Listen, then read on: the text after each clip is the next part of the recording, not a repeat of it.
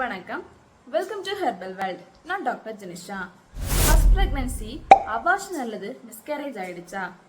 Next pregnancy எப்போ plan பண்ணலாம் அப்படிங்கிற கன்ஃபியூஷன்ல இருக்கீங்களா? இப்படி நெக்ஸ்ட் பிரெக்னன்சியை அபார்ஷன் ஆகாம ஹெல்த்தியா வச்சுக்கலாம் என்பதை பற்றி இந்த வீடியோவில் நாம பார்க்கலாம். நீங்க கன்சீவ் ஆனதுக்கு அப்புறம் ஃபர்ஸ்ட் 3 months அபார்ஷன் ஆகிற சான்சஸ் அதிகமா இருக்கு. நீங்க பிரெக்னன்சியை கன்ஃபார்ம் பண்ணிட்டீங்க, ஆனா ஃபர்ஸ்ட் 3 monthsக்குள்ள தானாகவே உங்களுக்கு ப்ளீடிங் ஏற்பட்டு அதனால அபார்ஷன் ஆயிடுச்சு, இல்லைன்னா ஸ்கேனுக்கு போகும்போது ஹார்ட் பீட் லோவா இருக்கு அப்படின்னு டாக்டர்ஸ் அபார்ஷன் பில் கொடுத்து அபார்ஷன் பண்ணிருந்தீங்க. இந்த மாதிரி நீங்க ஃபர்ஸ்ட் 3 monthsக்குள்ள அபார்ஷன் பண்ணிருந்தீங்க அப்படின்னா கண்டிப்பா அட்லீஸ்ட் ஒரு 3 months கேப் விட்டு நெக்ஸ்ட் பிரெக்னன்சி ட்ரை பண்றது நல்லது. ஏன்னா ஃபர்ஸ்ட் 3 monthsக்குள்ள உங்களுக்கு அபார்ஷன் ஆகுறதுக்கு மெயின் ரீசன் என்னன்னா, ஃபர்ஸ்ட் குரோமோசோமல் அப்ரிவேஷன். அப்படின்னா நம்ம எக்கும் ஸ்பெர்மும் சேரும்போது அதுல நிறைய டிவிஷன்ஸ் நடக்கும். ஸோ அந்த டிவிஷன்ஸ்ல ஏதாச்சும் டிஃபெக்ட் ஏற்பட்டு அதனால அபார்ஷன் ஆயிருக்கலாம். செகண்ட் உங்க பிளட்ல ஏதாச்சும் அப்நார்மலிட்டிஸ் இருந்துச்சுன்னா, லைக் தைராய்டு, டயபெட்டிஸ் இந்த மாதிரி ஏதாச்சும் இருந்துச்சுன்னா அதனால கூட உங்களுக்கு அபார்ஷன் ஆகலாம். உங்க எக்கோட குவாலிட்டி கம்மியா இருந்தா கூட அதனால கூட உங்களுக்கு அபார்ஷன் ஆகுறதுக்கு வாய்ப்புகள் இருக்கு. இதனால கண்டிப்பா அட்லீஸ்ட் ஒரு 3 months கேப் எடுக்கிறது மிக மிக அவசியம்.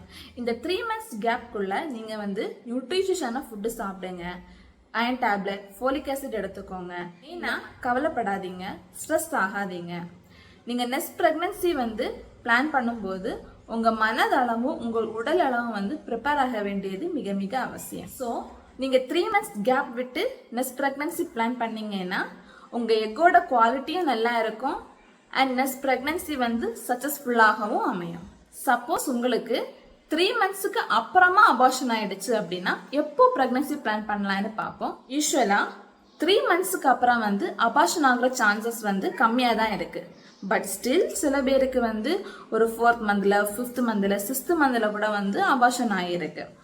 மோஸ்ட்லி பேபியோட ஹார்ட் பீட் கம்மியாக இருக்கு, அதனால அபார்ஷன் ஆயிருக்கலாம். இல்லைன்னா பேபியோட மூமெண்ட்ஸ் கம்மியாக இருக்கு, இல்லைன்னா பிபி அதிகமாகி அதனால குறப்பிரசவம் ஏற்பட்டு அதனால கூட ஆகலாம். இன்னும் சில பேருக்கு டயபெட்டிஸ்னால சின்ன சின்ன இஷ்யூஸ் ஏற்பட்டு அதனால கூட அபார்ஷன் ஆகலாம்.